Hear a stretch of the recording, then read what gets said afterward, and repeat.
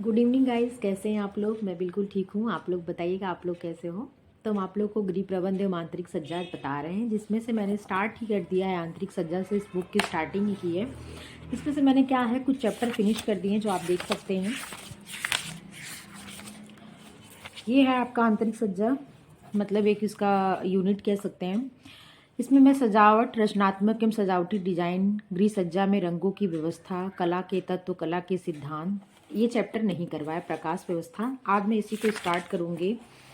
और फर्नीचर व्यवस्था, गृह सज्जा में उपसाधनों की व्यवस्था, ये 3 चैप्टर छोड़ के पुष्प व्यवस्था मैंने करा दिया है। तो मैं ये जो चैप्टर है ना, सारे कंप्लीट कराने के बाद पहले आपको क्या करवाऊंगी, तो आपको सारे चैप्टर कंप्लीट करवाने के बाद मैं सोच रही हूँ कि आपको क्या करवाऊंगी, तो यूथ कंप्लीट करवाऊंगी। ठीक है, इतना जब आपका कंप्लीट हो जाएगा, जब सब चीज़ें लगेगी कि हाँ समझ में आ गई है, उसके बाद मैं आगे बढ़ूंगी। तो मैं स्टार्ट करूंगी पहले यूनिट से। पहला यूनिट में जो ये गृह प्रबंध है और ये जो गृह व्यवस्था गृह व्यवस्था की प्रक्रिया, गृह व्यवस्था के निर्णय, मैं ये सब चीज़ें क्या करूंगी आपको शुरू करूंगी और क्या करूंगी बताऊंगी। ठीक है, एक एक करके, क्योंकि ये इंपॉर्टेंट पोर्शन था, इसमें से क्वेश्चन बनते ही बनते हैं, तो मैंने इसलिए इसको स्टार्ट कर दिया। चलिए ज़्यादा बातें नहीं करते, वीडियो स्टार्ट करते हैं। मैं आज आपको सोच रही हूँ प्रकाश व्यवस्था बताने के लिए। तो प्रकाश व्यवस्था आप समझ ही रहे हैं, घर में प्रकाश की व्यवस्था करना। अगर अंधेरा है तो घर में चाहे कितनी भी अच्छी क्या है सजावट की गई है, सुंदरता है, सामान को प्राप्त करने में इत्यादि बहुत दिक्कतें आती हैं। घर में मतलब उजाला प्रकाश होना अति आवश्यक है। चाहे उसे आप बहुत तरीके की दृष्टि से ले सकते हैं, या तो घर में उजाले को लेकर, घर की सुंदरता को लेकर, प्लस घर में जीवाणु विषाणु के पनपने में भी क्या होता है, अंधेरी जगह क्या होता है, जहाँ सीलन होती है, जहाँ अंधेरा होता है, तो ये चीज़ें ज़्यादा होने के चांसेस रहते हैं। तो प्रकाश भी दो तरह का होता है, एक कृत्रिम प्रकाश होता है और एक क्या होता है प्राकृतिक होता है। तो प्राकृतिक का तो मात्र एक ही स्रोत है, जिसे सूर्य कहते हैं। चंद्रमा से भी प्रकाश मिलता है, लेकिन उसमें वो क्वालिटी, वो बात नहीं है जो सूर्य के प्रकाश में होती है। तो चलिए ज़्यादा बातें नहीं करते, वीडियो स्टार्ट करते हैं। प्रकाश व्यवस्था, अरेंजमेंट ऑफ लाइट लिखा हुआ है। प्रकाश ही जीवन है, इसे अगर रियल है, प्रकाश ही जीवन। अगर सूर्य न उगे, सूर्य सन मतलब सन साइन न हो, सन राइजिंग न हो, तो क्या करते हैं, क्या हम जीवित रहेंगे? तो बोलेंगे हम जीवित रह ही नहीं सकते, क्योंकि पौधे क्या है, क्लोरोफिल की प्रोसेस जो वो करते हैं, फोटोसिंथेसिस की क्रिया वो करेंगे ही नहीं। वो करेंगे ही नहीं तो जब प्लांट रहेंगे ही नहीं, प्लांट का कोई लाइफ ही नहीं रहेगा, तो हम भोजन कहाँ से प्राप्त करेंगे? हम गेहूँ चावल ये सब जो चीज़ें खाते हैं तो प्लांट ही होते हैं ना, प्लांट बेस्ड ही है। तो वो चीज़ें रहेंगी नहीं, हमारे तक भोजन नहीं जाएगा, हमको ऑक्सीजन नहीं मिलेगी, मतलब सृष्टि का विनाश हो जाएगा अगर जिस दिन सूर्य का प्रकाश न रहे, क्योंकि प्रकाश ही जीवन है, ये सत्य है।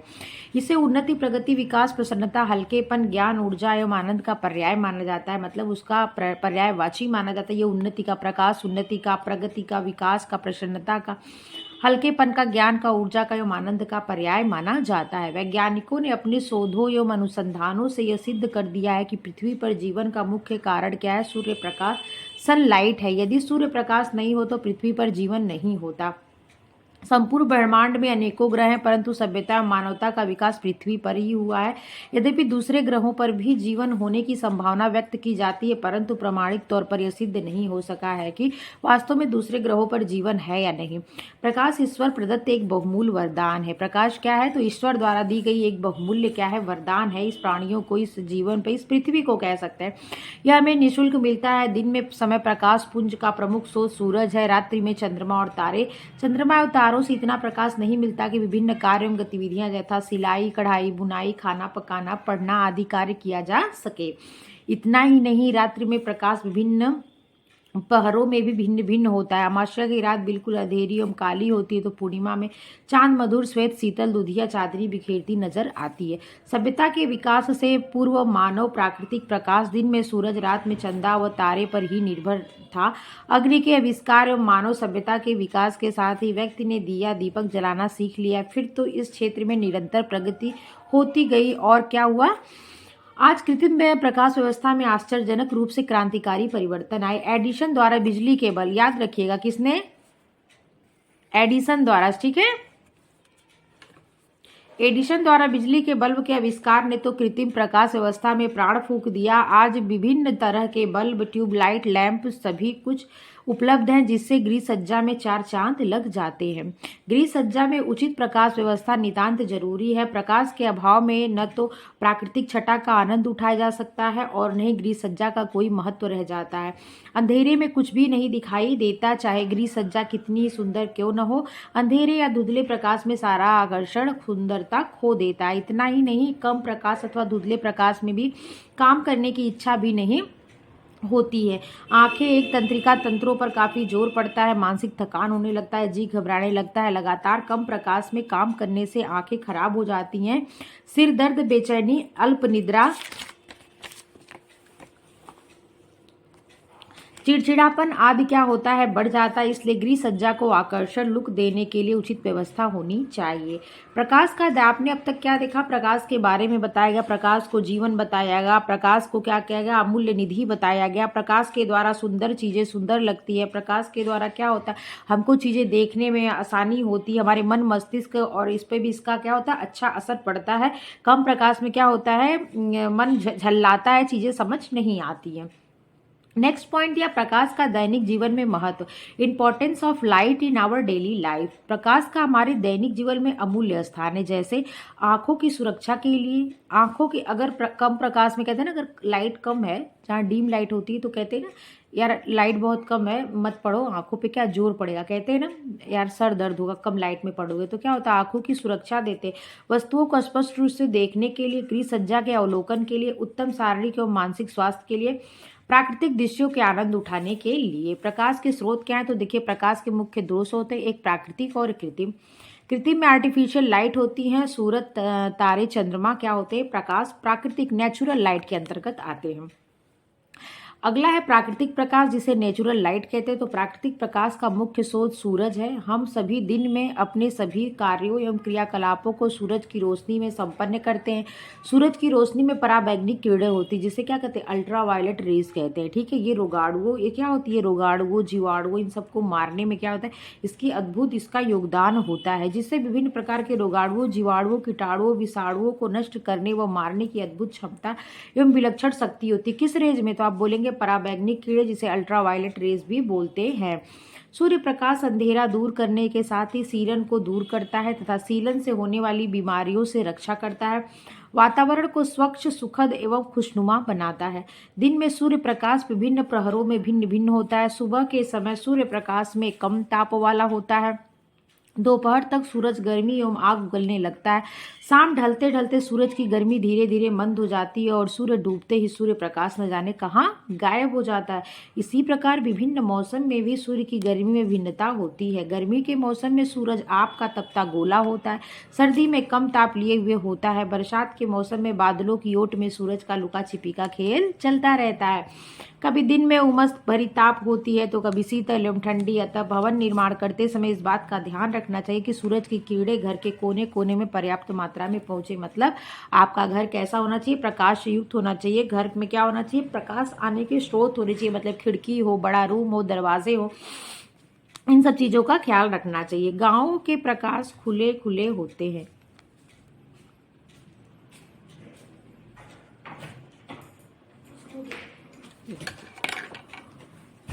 इसी में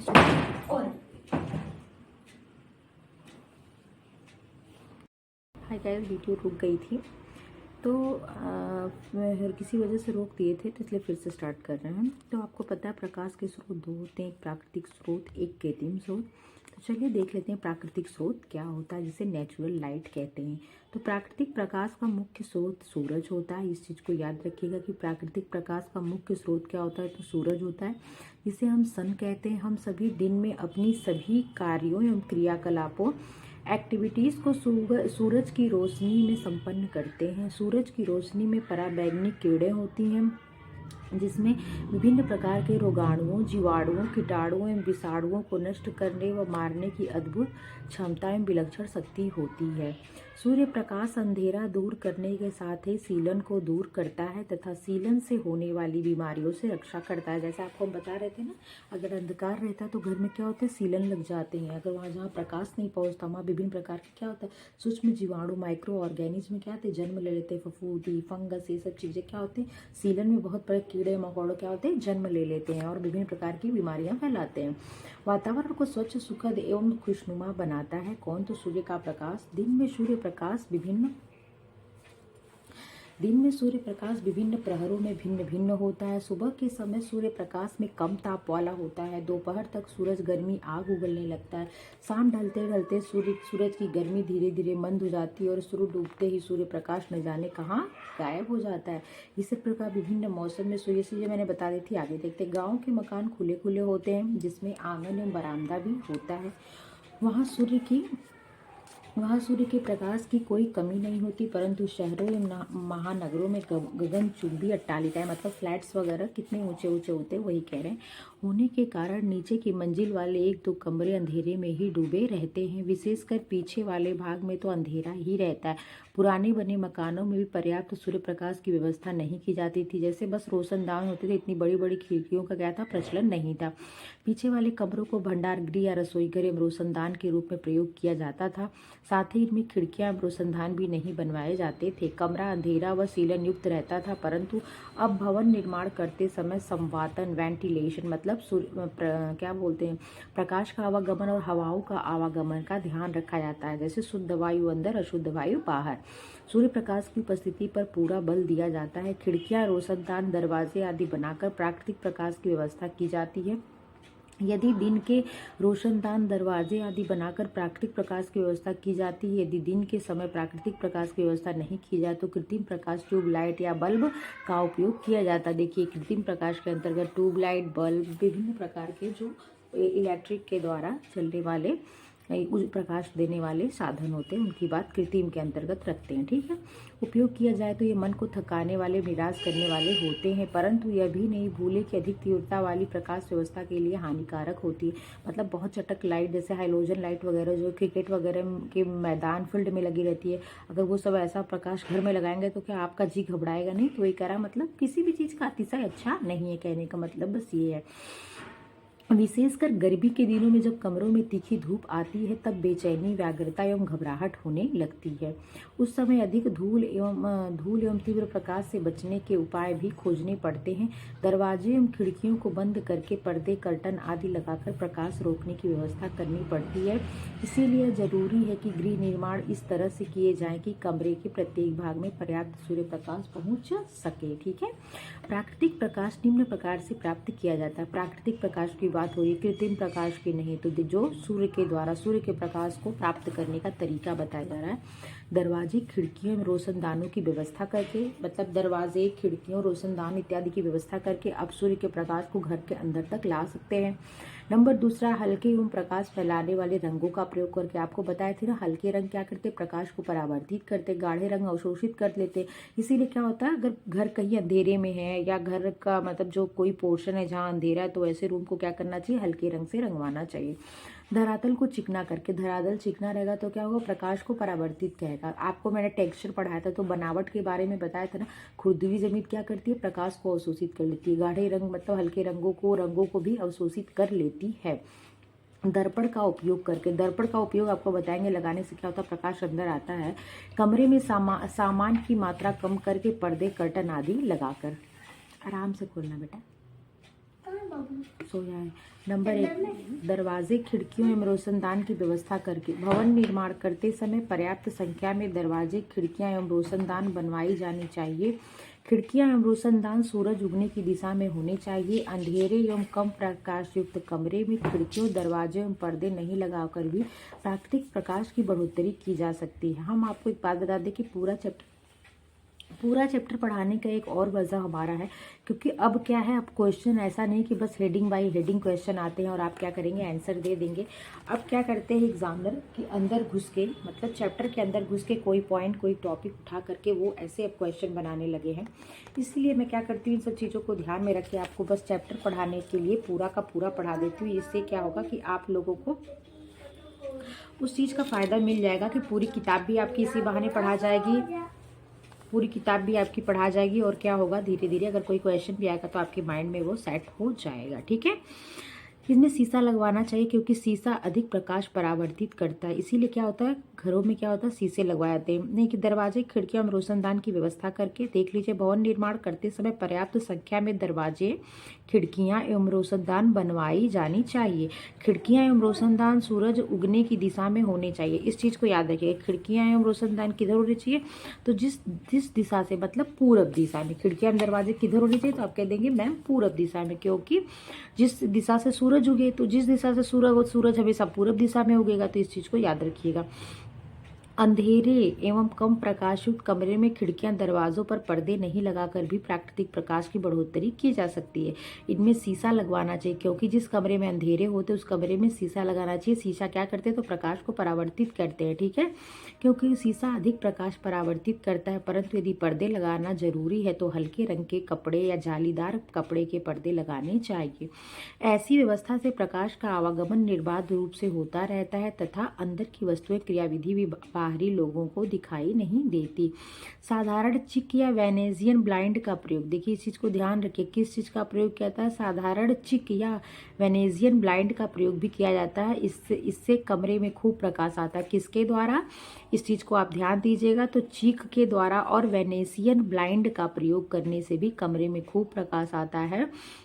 साथ ही प्राकृतिक दृश्यों का भी आनंद उठाया जा सकता है। किसका प्रयोग करना, साधारण चीक और किसका, वेनेशियन ब्लाइंड का। चीक का और वेनेशियन ब्लाइंड का प्रयोग करने से भी क्या होता है, तो कमरे में खूब प्रकाश आता है।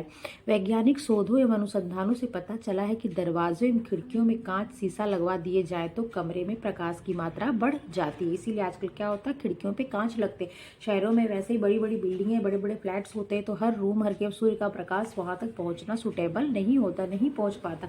इसीलिए आजकल क्या होते हैं, लकड़ी के दरवाजे का ट्रेंड हट के मतलब खत्म हो गया, और अब क्या होते हैं, शीशे कांच के खिड़कियों पे मतलब शीशे लगते हैं, ठीक है।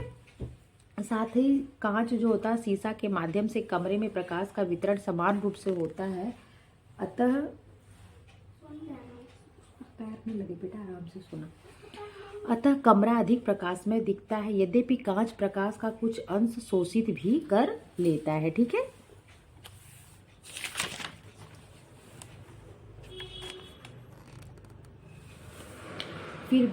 फिर भी खुली खिड़कियां दरवाजे अपेक्षाकृत शीशे लगी खिड़कियां दरवाजे अधिक अच्छे होते। ध्यान दीजिएगा इसका, तो खुली खिड़कियां दरवाजे अपेक्षाकृत शीशे लगी खिड़कियां मतलब लकड़ी का दरवाजा की अपेक्षा, जैसे पहले दरवाजे वाली खिड़कियां होती थी ना, अब उन खिड़कियों का जो फ्रेम जो उसके अंदर मतलब आपको मैं बता रही हूँ, वैसे सभी लोग इस बात को समझ रहे होंगे। जैसे पहले खिड़कियाँ ऐसे होती थी, ये खिड़की है मान लीजिए, एक पल्ला ये होता है, एक उसका दूसरा पल्ला है, तो जो इस पे ये जो इसका अंदर वाला पोर्शन था पहले इसको, ये भी लकड़ी का ही होता था, लेकिन अब क्या है, इसको भरने के लिए अब कांच का प्रयोग किया जाता है। तो वही चीज़ कह रहे हैं कि अब क्या है कि कांच का प्रयोग किया जाने लगा है। खिड़कियों प्राकृतिक प्रकाश को कच्छ कोने कोने तक पहुँचाते हैं, ठीक है, किसके माध्यम से, तो कांच शीशे के प्रयोग के द्वारा। हल्के एवं प्रकाश फैलाने वाले रंगों का प्रयोग करके, ये मैं आपको जब रंग चैप्टर पढ़ा रही तो बहुत बढ़िया से समझाई थी, चलिए वैसे देख लेते।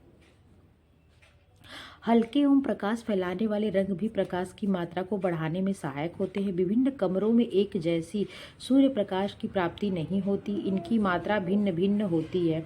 विभिन्न कमरों में भिन्न भिन्न प्रकाश की आवश्यकता पड़ती है। वे कमरे जिनमें अधिक प्रकाश की आवश्यकता होती है, जैसे रसोई घर, ध्यान दीजिएगा इस सब बात को, किन किन घरों में आपको ज़्यादा प्रकाश की आवश्यकता होती है, तो रसोई घर, स्टडी रूम जिसे अध्ययन कक्ष कहते हैं, भोजन कक्ष जहाँ आप खाना बनाते या खाते हैं, बैठक कक्ष जहाँ लिविंग एरिया होता है। इस 4 जगह पे प्रकाश की ज़्यादा आवश्यकता होती है। कौन कौन, तो आप एक बोलेंगे रसोई घर, दूसरा नंबर स्टडी रूम अध्ययन कक्ष, तीसरा क्या है भोजन कक्ष, और चौथा क्या है तो बैठक कक्ष आदि। इन सभी की पुताई हल्के रंगों से की जानी चाहिए, ठीक है। सज्जा में भी हल्के रंगों का प्रयोग किया जाना चाहिए। सज्जा में क्या होता है, हल्के रंगों का प्रयोग किया जाना है। जिस रंग में जहाँ पे प्रकाश हल्के पहुँचते हैं वहाँ की बात की जा रही है। छत की पुताई सफ़ेद रंग से की जानी चाहिए, मतलब जो ऊपर वाला छत होता है उसकी पुताई, दीवार आप भले डार्क कलर कर दे पर छत की पुताई हल्के रंग से होती है, तो क्या होता है कमरा जो है प्रकाशवान लगता है और बड़ा दिखता है। सफ़ेद रंग वेरी इंपॉर्टेंट है, इस चीज़ को याद रखिएगा। सफ़ेद रंग सर्वाधिक प्रकाश का परावर्तन करता है, तो कितना, तो आप बताएंगे 85। पीला कलर शायद करता है है मेरे हिसाब से 75% वो परावर्तन करता है, लेकिन सफ़ेद रंग सबसे ज़्यादा प्रकाश का परावर्तन करता है। तो कितना, तो आप बताएंगे 85%। कितना, 85%। ठीक है, मैं ये जब ख़त्म कर दूंगी पूरा आप लोग का ना ये यूनिट, तो मैं प्रत्येक यूनिट से आप लोग से ऐसे ही मतलब खोल के मतलब ऐसे ही क्वेश्चन बना के आपसे पूछूंगी। और लाइव कैसे आते हैं एक बार थोड़ा जान लेती हूँ, उसके बाद मैं लाइव आके आप लोग को क्वेश्चन कराऊंगी, मेरा मन करता है। ठीक है, देखते हैं। इस कारण कमरे में उजाला रहता है। गहरे रंग प्रकाश को अधिक अवशोषित करते हैं। गहरे रंग प्रकाश को अधिक अवशोषित करते हैं, आपको पता है। गहरे रंगों के प्रयोग से उजाला कमरा भी अंधेरा में दिखता है, मतलब अंधकार, डार्कनेस जैसा दिखता है। विभिन्न रंगों की परावर्तन एवं अवशोषण क्षमता भिन्न भिन्न होती है। इसी तरह कमरे के विभिन्न भागों में भी प्रकाश परावर्तन एवं अवशोषण क्षमता में भी भिन्न भिन्न होते हैं। याद रखें, छत सबसे अधिक और फर्श सबसे कम प्रकाश का परावर्तन करता है। इसको स्टार मार्क कर लीजिएगा, क्या कि छत सबसे अधिक प्रकाश को फेंकता है, परावर्तित करता है, और फर्श सबसे कम प्रकाश को परावर्तित करता है। जैसे आपको मैं ऐसे करके दिखाती हूँ, एक मिनट। ये क्या है, ये आप देख रहे हैं ना, ये क्या है, तो आप कहेंगे मैम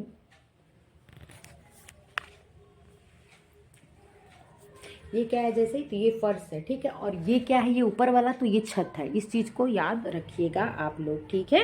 तो वही चीज़ कह रहा है कि ये क्या होता है, प्रकाश को, जो छत होती है वो प्रकाश को सबसे ज़्यादा परावर्तित करती है, और जो छत होती है वो प्रकाश को सबसे ज़्यादा परावर्तित करती है, और जो आपका ये फर्श होता है नीचे वाला, प्रकाश को सबसे कम परावर्तित करता है। इसे निम्न तालिका में दर्शाया गया। देखिए कौन कितने प्रतिशत प्रकाश को परावर्तित करता है। तो छत देखिए 65 से 80% प्रकाश को परावर्तित करती है। कितने प्रतिशत, तो आप बताएंगे मैम जो छत होती है वो 65 से 80% प्रकाश को परावर्तित करती है।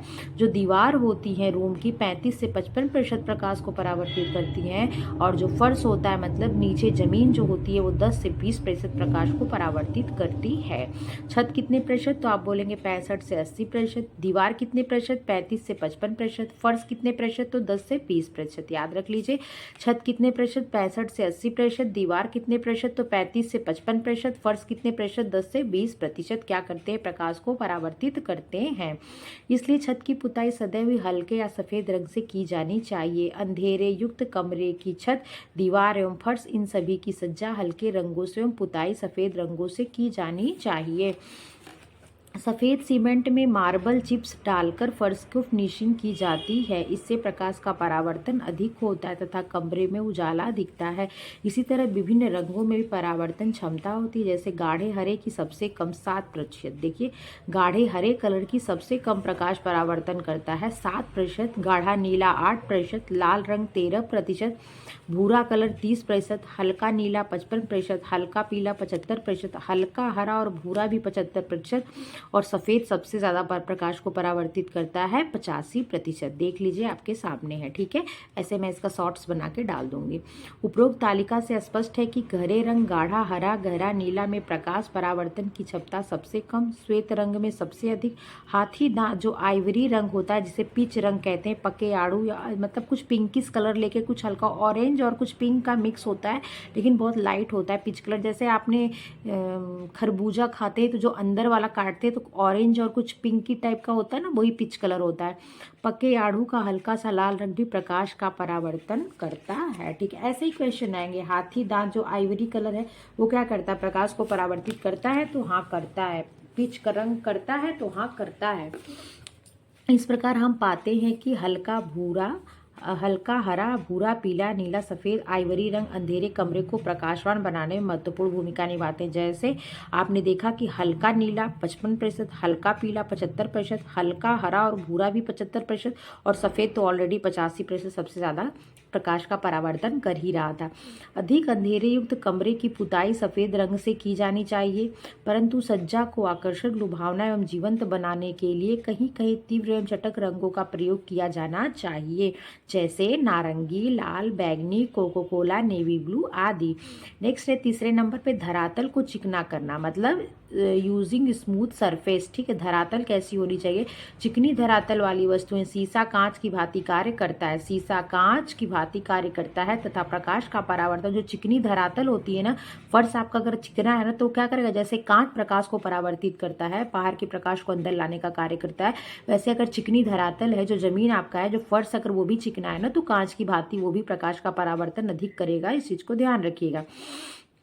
तब लेकिन वैसे कितना फर्श कितने प्रतिशत करता है, तो आप बताएंगे मैम 10 से 20%। सबसे कम फर्श करता है प्रकाश का परावर्तन। और छत जो होती है, जिसे अर्श हो गया, जो छत होती है वो 65 से 80% करती है। जो बीच की दीवार होती है वो 35 से 55% करती है, ठीक है। क्या, प्रकाश का परावर्तन। धरातल को चिकना करके आपने देखा, अगर धरातल चिकना है तो कांच की भांति प्रकाश को परावर्तित करेगा। अतः प्रकाश वृद्धि के लिए कमरे की दीवार, फर्श, छत आदि का सतह धरातल चिकना होना चाहिए। मगर यह मत भूले कि चमकदार वस्तुओं पर प्रकाश का परावर्तन बहुत अधिक होता है। इस चीज को याद रखिएगा, चमकदार वस्तुओं पर प्रकाश का परावर्तन होता है, तो हाँ होता है और बहुत अधिक होता है, ठीक है। इन पर प्रकाश की सीधी किरणें पड़ती है, जिससे चौधियाने वाली रोशनी निकलती है और आंखों को चकाचौंध कर देती है। अतः ऐसे चमकदार सतह से बचना चाहिए।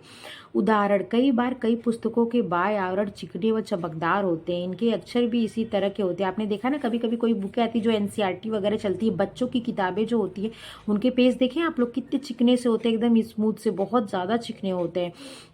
इनसे प्रकाश क्या होता है, परावर्तित हो जाता है। पढ़ते समय आंखों पर जोर पड़ता है, आंखें चौधिया जाती है। इसी तरह बिना शेड वाली बल्ब, जैसे शेड का मतलब क्या होता है, उसके ऊपर जैसे एक जो आप लोग ये यूज करते हैं 100 वाला कांच वाला बल्ब, जो 100 वाट वाला आता है, देखिए उसकी भी प्रकाश क्या होता है, तीव्र लगता है ना।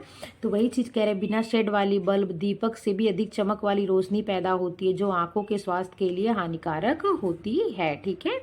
नेक्स्ट है दर्पण का उपयोग। बाय यूजिंग मिरर, मिरर का उपयोग करने से क्या लाभ है, तो कमरे में पर्याप्त रोशनी के लिए दर्पण शीशे का उपयोग किया जाता है। दर्पण लगाने से 7% तक रोशनी में वृद्धि हो जाती है। याद रखिएगा, वेरी इंपॉर्टेंट पॉइंट है कि दर्पण लगाने से कितने प्रतिशत रोशनी की वृद्धि होती है, तो दर्पण लगाने से 7% रोशनी की वृद्धि हो जाती है। गृह सुसज्जा विशेषज्ञों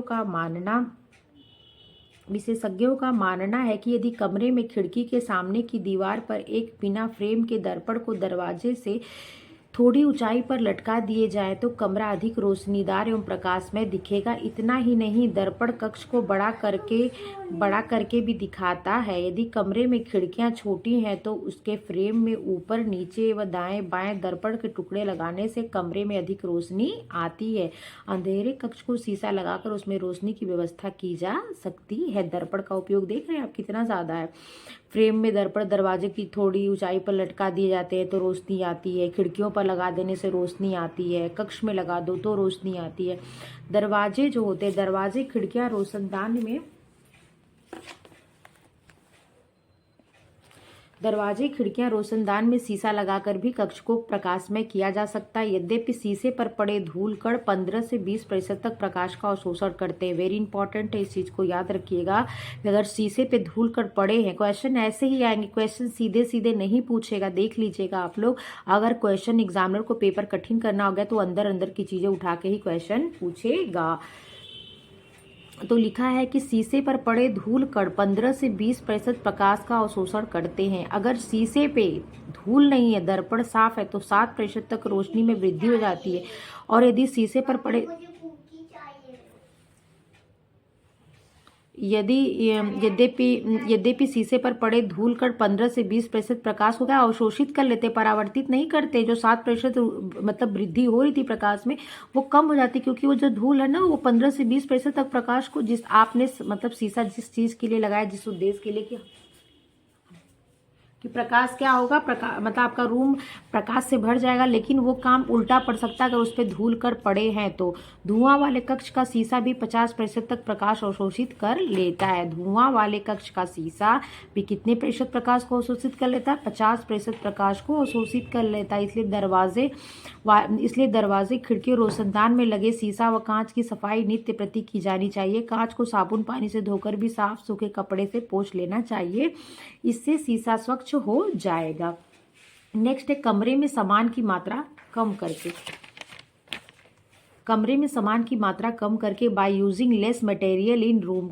आपको पता है कमरे में सामान अगर ज़्यादा रहेगा तो अंधेरा रहेगा और रूम क्या होगा, प्रकाश को अवशोषित करेगा। कमरे में कम सामान रहेगा तो क्या होगा, प्रकाश को अवशोषित नहीं करेगा और कमरा क्या दिखेगा, बस मतलब प्रकाशवान दिखेगा। पर्दे को लगाना सीमित करके, बहुत रूम में बहुत ज़्यादा अगर पर्दे लगा देंगे तो भी क्या होता है, रूम में अंधेरा दिखने लगता है। ये देखिए कुछ इंपॉर्टेंट चीज़, जिस कमरे में अधिक अंधेरा रहता है वहाँ पर्दे नहीं लगाने चाहिए। मोटे, भारी एवं गहरे रंग के पर्दे 75% तक प्रकाश को अवशोषित कर लेते हैं। इस चीज़ को ध्यान रखिएगा, सब इंपॉर्टेंट चीज़ है कि मोटे, भारी और गहरे रंग के जो पर्दे होते हैं वो कितने प्रतिशत तक प्रकाश को अवशोषित कर लेते हैं, तो 75% तक प्रकाश को अवशोषित कर लेते हैं। इसलिए ऐसे पर्दे पूरी खिड़की या दरवाजे पर नहीं लगाने चाहिए, ठीक है। यहाँ पे देख लीजिए, पर्दे में अधिक प्लीट्स व चुन्नटें नहीं होनी चाहिए। साधारण चिक का प्रयोग भी प्राकृतिक प्रकाश की प्राप्ति के लिए उपयोग किया जाता है। वेनेशियन ब्लाइंड का प्रयोग या चिक का प्रयोग करने से क्या होता है, मतलब रूम में प्रकाश लाइट मतलब लगती है, लाइट आना मतलब कहते हैं रूम प्रकाशवान लगता है। साधारण चिक का प्रयोग भी प्राकृतिक प्रकाश की प्राप्ति के लिए उपयोग में लाया जाता है। गर्मी के दिनों में चिक वेनेशियन ब्लाइंड का अधिक उपयोग किया जाता है, ठीक है। मैं कल आपको कमरे के प्रकाश घटाने के उपाय, कृत्रिम प्रकाश, इंपॉर्टेंट चैप्टर है तो इस चीज़ को इसलिए मैं चाहती हूँ कि आराम आराम से बताऊँ। भाग भाग के बताने का कोई मतलब नहीं है, थोड़ा पढ़े लेकिन अच्छा पढ़े, ज़्यादा पढ़ ले और एग्ज़ाम में कंफ्यूज रहे तो क्या फ़ायदा। तो मैं आपको ये चैप्टर 1-2 दिन में ख़त्म कर दूँगी। उसके बाद एक चैप्टर बचा है फर्नीचर, मैं उसको भी देख लूँगी, वो भी पढ़ा लूँगी। आपका एक यूनिट पूरा क्या होगा तो ख़त्म हो जाएगा, ठीक है। चलिए, तब तक के लिए आप लोग को हमारी वीडियो अच्छी लगी तो लाइक शेयर सब्सक्राइब कर दिएगा। देखने के लिए थैंक यू, टेक केयर।